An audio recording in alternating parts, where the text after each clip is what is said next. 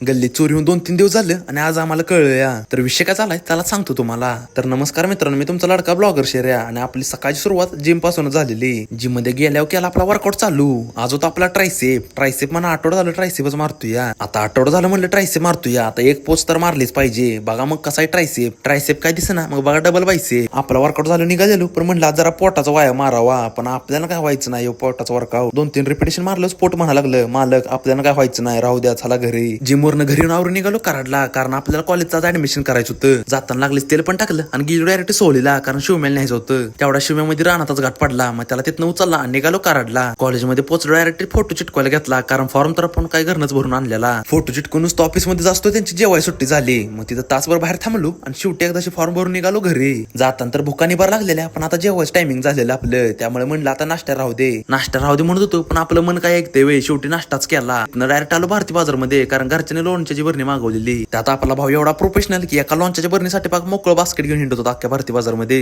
लोणच्याची बरणी घेतली आणि लागली 2 कॅडबऱ्या पण घेतल्या खायला घेतल्यात बरं का, द्यायला नाही. भारती बाजार मधून बाहेर पडत होतो तेवढा तिकडे आमचा 12वीचा असेच टॉपर दिसलं. आता लागा म्हणलं टॉपर दिसलं, म्हणलं आपला दिवस काय आता हलक्यात जात नाही. तिथनं डायरेक्ट शिवम्यावर गेलो सोहलीला, कारण घरी काय करमतच नव्हतं. तिथं पण आपल्याला काय करमत नव्हतं. तेवढं आपल्याला डॉगेश बाई गाठ पडलं. मग त्यांना ट्रेनिंग देत बसलो. मिलिटरी ऑफिस मध्ये घालवतो खाली एकदा कुठं वाजवलं नसतं, बोट वाजवलं की लगेच उठून पळायचं. गावल तिकडे पळायचं तर शिकेन. ओके ब्रो, ओके फिक्स बाबा, मिलिटरी ऑफिस मध्ये घालवतो तुला, आता टेन्शन घेऊ नको.